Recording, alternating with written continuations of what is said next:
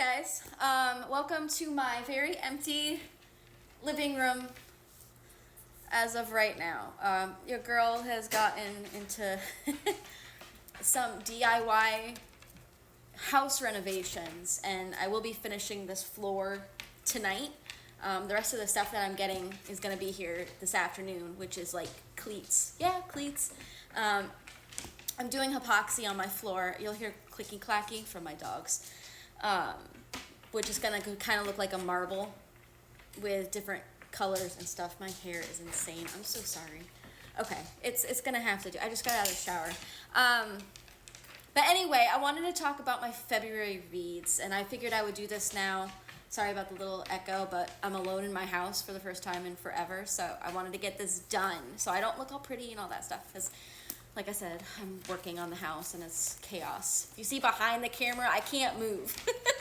But anyway, I read 1, 2, 3, 4, 5, 6, 7, 8. I read 9 books in the month of February, which is actually the best I've done. I'm usually like a 5-book, 6-book girly, but I got my first Kindle and I've been obsessed with reading on it, so I was devouring books.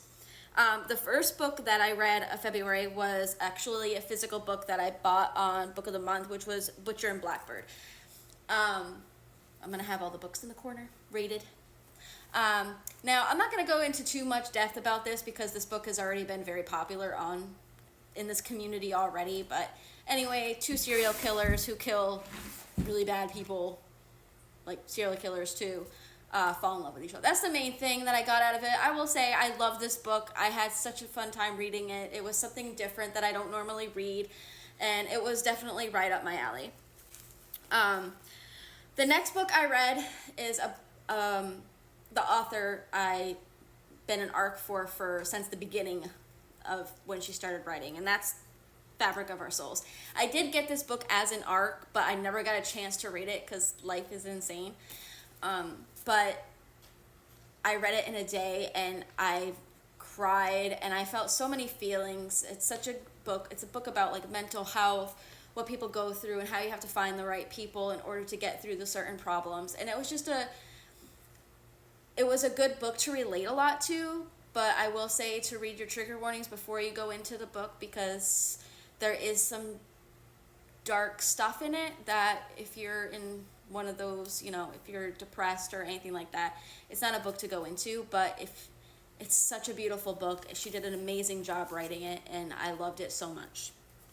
The third book I read was Pretty Monster. Let me just say, this book was really good. It's a stalker romance. It's about a young girl who's a tattoo artist who all these older guys are like falling over one of the tattoo artists that works with her, and then the leader of a biker gang wants to make her his wife, and then she ends up falling in love with Andy, who is her like neighbor in her apartment complex, and then shit just gets real. Okay, the stalker comes into her house and does all these crazy, nasty things to her that she eventually is like, she gets into it. And there was a scene where, like, he lifted her up on his shoulders and just devoured her. Like, I almost slid off my chair. Yeah, this shit was insane. I had such a fun time reading it. I couldn't get enough of it. I couldn't wait to see what happens. It was just one of those books that you dived into and you couldn't lift your eyes off of the page. I couldn't stop. It was so good. The next book I decided to pick up because I was watching a ton of videos of just like the quotes from this book, and that's A Hue of Blue. I hated this book so much. I know a lot of people are like, oh, it was just one of those books where these college kids, it was one of those, I want her, but I don't want anyone else to have her either. I don't want her, but I don't want anyone else to have her either. It was one of those books, and I couldn't stand it. I finished it, and it was just, I felt like they were 2 whiny adults that couldn't figure shit out, and it drove me insane. And I had such high hopes for the book because everyone was raving about how wonderful it was. I get it, people go through that, but I went through it. I don't want to fucking read about it. So yeah, I'll go on. Then I decided I'm gonna go through my Penelope Douglas phase. Now I know everyone knows about Credence, okay? Everyone knows about Credence. And let me just say, I had the ride of my life in that book. I had such a, like, you know, family members, cousins. I was like, I should not be turned on by this. This is not something that should be making me jump my husband twice. But it did. I won't go into too much details because it's a super popular book. But if you haven't read it yet, read it. I promise you down below will be happy you did. The next book I read was Birthday Girl, which was another Penelope Douglas book. I didn't like it as much as Credence. I thought it was very predictable. I gave it like a 3.5. It was okay. I finished it, but I felt like it was longer than what it had to be. And we all knew what was going to happen. So, you know, age gap, romance, ex-boyfriend's father. You know, yeah, okay. The next book. I'm going to talk about Little Stranger. Now, this book is as dark as you can possibly probably get. It's the darkest romance I ever read. I already did a little bit of a clip, a couple, like maybe last week, about this book.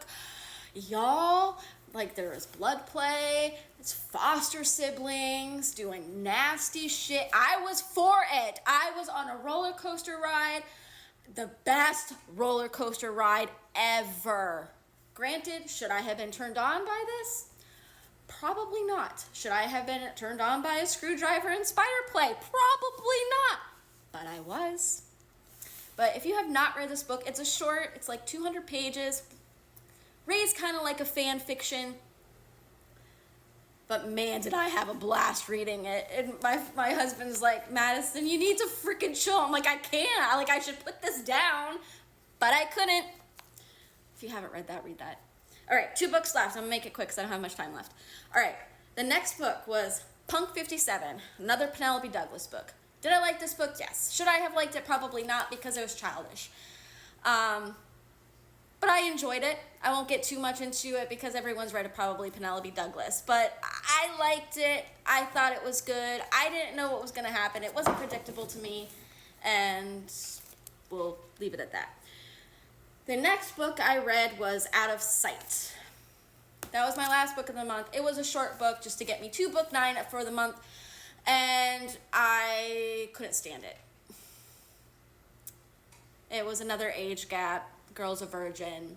Guy doesn't know who she really is because he's a dentist and he found her stranded on, living on the street. He offered her his dental practice to sleep in while she worked as the cleaner of the office. He meets her on a blind date, doesn't know who she is. Yeah, that's the gist of it. Anyway, those were my 9 books. I am currently reading my first book of the month, which is The Housemaid by Freida McMadden, because I heard she's like all the rage of psychological thriller, and I figured I would stop on my dark romance phase because I clearly have something wrong with me that I keep having to read them.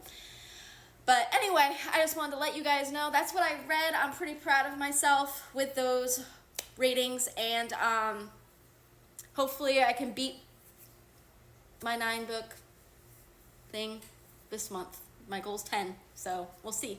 Anyway, I'll maybe show you my floors later tonight when they're done. I promise they're not going to stay black, but it was fun, and I'm hoping they turn out good because this is my first DIY project in my house. Anyway, I'll talk to you guys later. Bye.